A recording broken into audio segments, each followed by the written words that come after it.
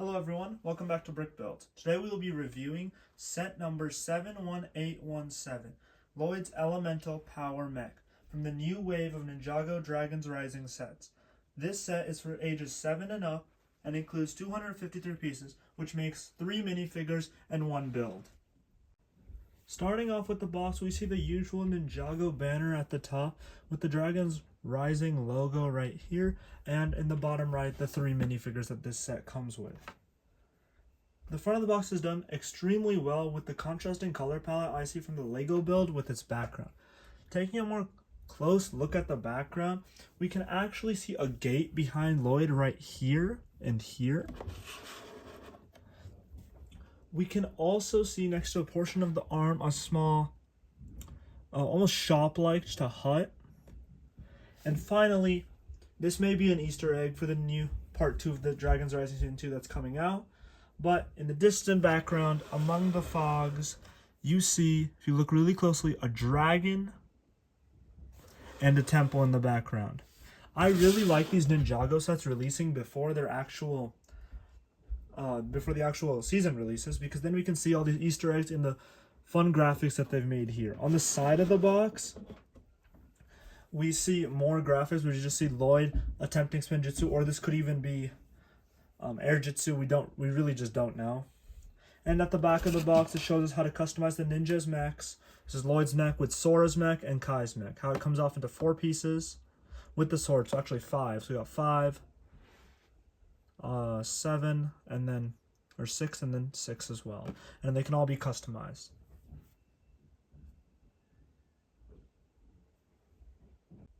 Like any other 2024 instructions, I see the Lego set surrounded by the white brick pattern here. This build came with 3 packets, 98 steps, and led up to page 81. One of the last few pages of this instructions manual shows us how to customize the mech we have right here with the other 2 mechs that just came in the previous wave. Now looking at the main build of this set, this is the 4th mech of this series. And this is Lloyd's mech. The other 3 that came out was Kai's mech, Cole's mech, and Sora's mech. Those 3 came out in January, and this one was released in spring. Now these mechs are all unique style from the previous mechs, as they're built modularly. So they're supposed to be swapped around and mixed about, so it looks cool, as we saw in the seasons of Dragons Rising.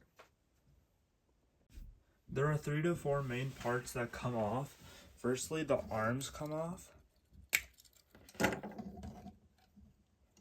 And then the torso comes off.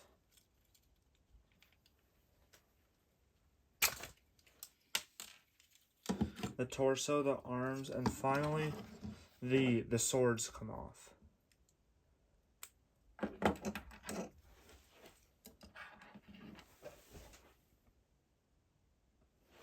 So we got the legs, the torso with an arm, just an arm, and then a sword.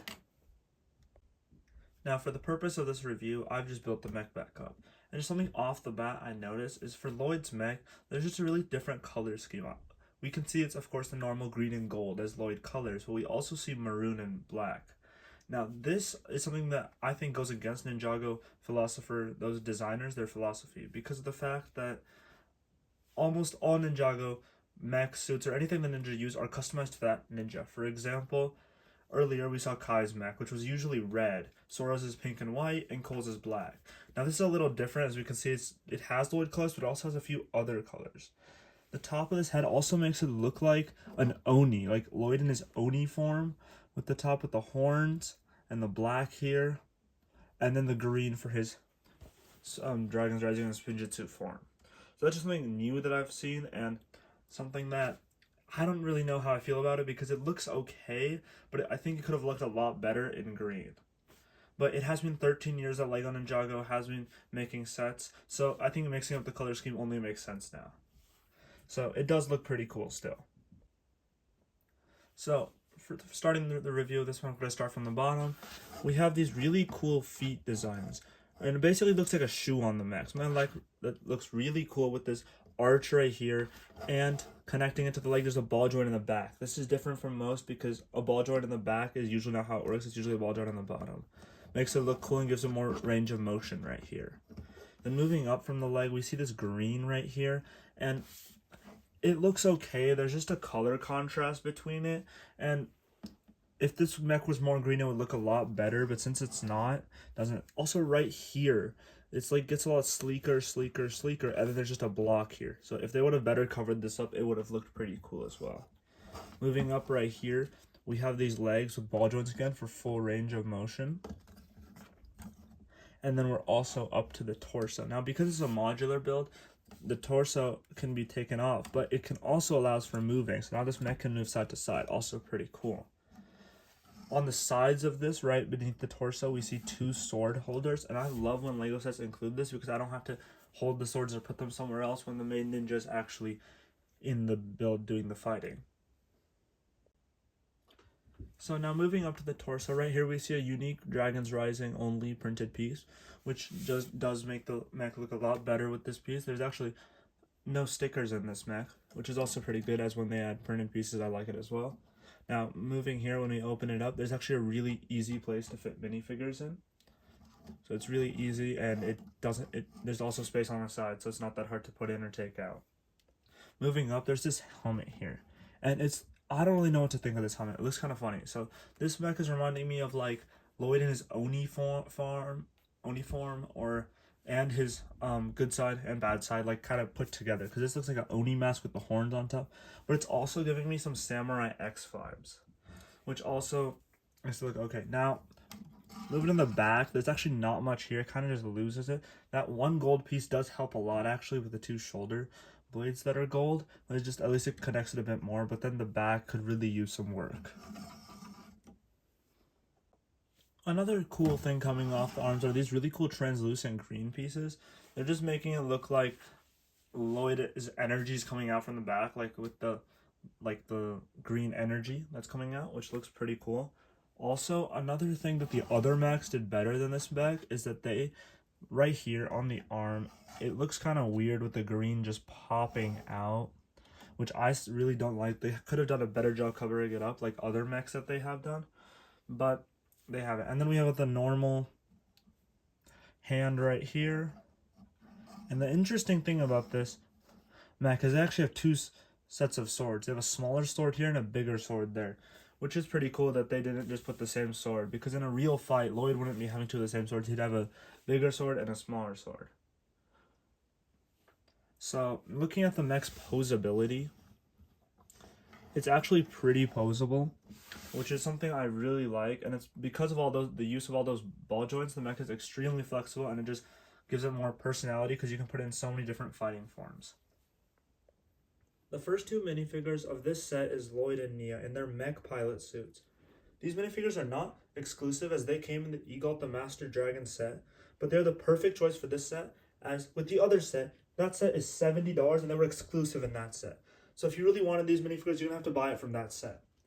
So now, with it being $30, that we can get any ninja or any main character we want for under $30 in this wave. And I think that's pretty amazing by Lego. Another cool thing with these ninja and this wave is that if you turn them around, as you can see behind Lloyd, it actually says his name in Ninjago language on the back of his suit. This is something that happened with all the ninja, and I think it's pretty cool because now we can see their name in Ninjago on the back of their torso. Taking off the hoods of these minifigures, we can see their normal casual faces as we do in any other Dragon's Rising minifigure. We also can see their masked outfits. So these are the same normal type of faces that we see in all of them, and they do the trick, and they're pretty amazing as well. So overall, these are still 2 pretty good minifigures. They're definitely worth for this set, as now they're not exclusive in the $70 Eagle the Dragon Master set. Our last minifigure is Cinder. He's the new Master of Smoke in Ninjago, and he was also previously exclusive in the Eagle the Master Dragon set until now. But unlike the other ninja, he comes in a total of 3 sets this way, but this is the cheapest set that you can get him in. For his hairpiece, he uses the Joker hairpiece from the Batman movie, which is pretty cool, and his face, if we look closely, it's actually a translucent black, which is, I think, the first time they've ever printed that onto a minifigure, which also looks pretty cool.